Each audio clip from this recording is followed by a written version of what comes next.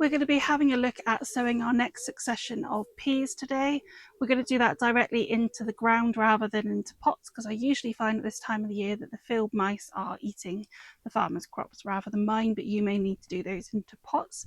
And then we're also going to have a look at the seeds for seed saving and drying them properly as well.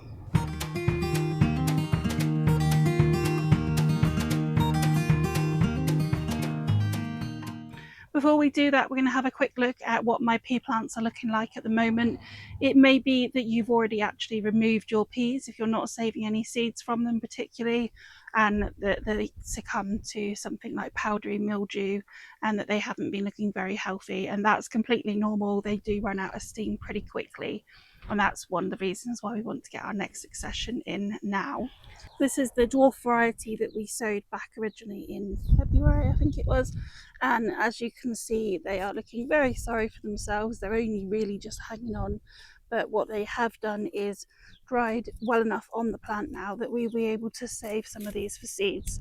So from this particular variety, this bucket, I only actually harvested 1 or 2 pods, and then the rest I'm using for seeds for next year. And then here we have the tall variety that we grew. So this is the sugar snap variety, and I did the same with this one, as where I'm actually going to be saving these for seeds rather than harvesting from these. And they're all crinkled and starting to dry on the pod. They aren't quite as dry as the Calvin Wonders. They obviously, being a tall variety, they take longer to get going. So these are going to want at least another 4 weeks probably on the plants before we start harvesting those, and then to dry them out of their pods as well. But even though the plant is looking very sad, they will be fine just sat in their pods until they're ready. If you don't have the space to continue keeping them in the pots in order to do that, then what you could do is actually remove the plants down at the stem, so chop them off and then hang them in somewhere that's airy and dry to continue drying. But make sure that they are starting to feel papery, so these are a little bit too early for these. You don't want them feeling like they're still got some moisture in there. We want them as far along as possible if you can. Over here, this is the sugar snap variety that was sowed at exactly the same time as the ones in the pots. So the difference is that they went in the ground and that we've been harvesting from these. So these are still producing, but they are starting to look a bit yellow, and they are also starting to get some powdery mildew. So they won't be here for that much longer. And then next to those, I also have another variety, which is a tall variety and is an eating variety, so for the actual peas themselves. And these ones are pretty much ready to pick the next lot off and start podding them. We've had more issues this year with the pea moths, and I think that's probably just because the spring was so warm. So sadly, a lot of these pods actually are full of little weevils, little caterpillars, and I'm having to check them one by one rather than just being able to pop them straight into the freezer. Once the peas are at this papery stage, we can start looking at removing them from the plant.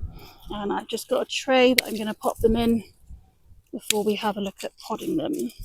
Any that are still a little bit green, I'm just going to leave on. And there is plenty of time in the season for them still to dry on the plant. So there is no point in me removing them at this stage.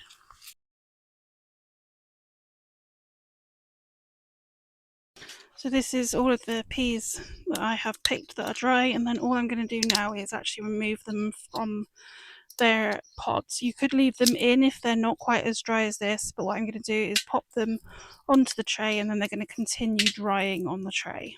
When we're saving seeds, we always want to make sure that the plants are healthy that we're doing it from. So if you had any with any really odd shaped leaves, or that just really didn't thrive, then I wouldn't save seeds from them. If you had a bad case of powdery mildew, you may find that the seeds don't store very well. So keep an eye on them and see how they're doing, and hopefully they'll be absolutely fine. Peas actually pollinate when the flower is just about to start showing its bloom. So the chances of cross pollination are very slim. and we are usually safe to save any peas that are next to one another. You'd obviously want to make sure that they are the correct pea, so the only thing you'd want to have distance for is just to make sure that you aren't saving peas from the wrong variety. Our pea moths are active mostly between June and July, and they affect the flowers rather than the pods themselves. So the chances are that you won't have any issue with any of these, but if you do see any holes in any of the seeds, then you can discard that one. But the chances are that the bug has already actually dropped out and not going to cause any further issues. It's just not going to help it grow when we come to next year. So I do actually have one that I've just opened here that does have a weevil in it. So that's what they look like. And I'm just going to discard those particular ones. So that's the weevil that you can see crawling up my fingers there, and you can also see there are holes in the peas themselves. So I'm just going to discard those. There we go, so that's all the peas saved. So just pick out any that are very small, maybe didn't quite do as well, and any other bits. You could also pass these between two pots and let the wind take out any little bits if that's easier for you. So you just get two trays, stand in the wind, and you're just going to pour one into the other, and all the little bits will just get blown away with the wind. So for these now, all they're going to do is go in the house and continue drying. And then once they are completely dry, they're just going to go back into the pea packet for next year's sowings. The next succession that we are going to be putting in is really going to start being ready from sort of September, October time. And you can also even sow some later peas if you wanted to, particularly if you've got an undercover space. The variety that we're going to be sowing today is Kelvin Wonder. So this is a wrinkled pea variety. They are sweeter and less hardy than the smooth pea varieties. So if you wanted to try and grow some a little bit later in the year, in another couple of months, then you will be looking at the smooth varieties or the hardy varieties when you're looking for seeds for that. The ground is extremely dry. Although I've watered it really well, you've literally just got to go down a very small amount and it's really bone dry. To prepare it, what I've done is given it a really good water, and then it has had a little bit of seaweed meal. And then the other thing that I'm going to be doing is I'm going to pop the seeds in.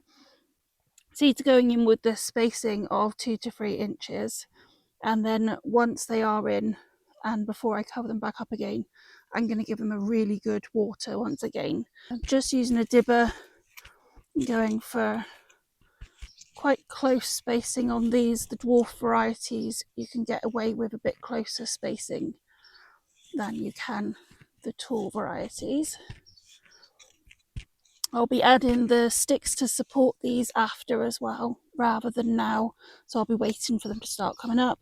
And then I will also be sewing a few into a tray just to make sure I've got some backups in case these are eaten. Just going for 1 seed per hole with this spacing. Potatoes were previously planted in this bed, so the peas are great to follow them. We're having some really hot weather again at the moment, and this summer seems to be really quite hot.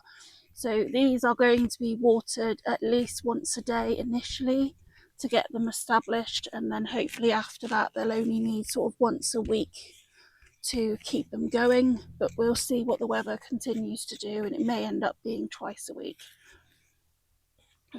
I have done a little bit of a garden tour along with some hot weather tips over on my YouTube channel. So if you haven't checked that out and you're struggling in this heat, then it might be one to have a look at.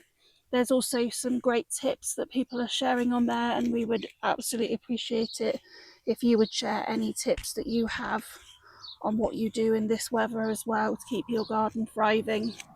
These are going about an inch, inch and a half deep. So they shouldn't take very long to germinate at all within this weather. Hopefully the mice will leave them alone.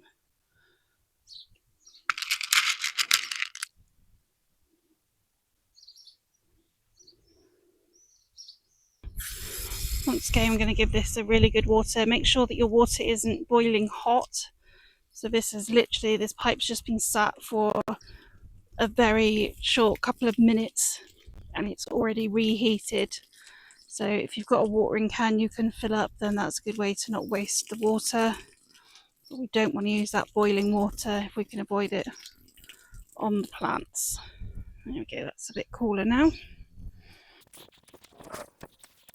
Most of the seeds have now been covered over with the water and the mud going into the holes, but I'm just going to get the hoe and just very gently make sure that they are all covered over. And then I will be watering this one again today. We have about 30 Celsius today, so we want to make sure that they stay nice and moist as they're starting to germinate. This is the last video within this grow along, as everything that we've done now we are just repeating, so you should be absolutely fine with how to harvest and everything like that.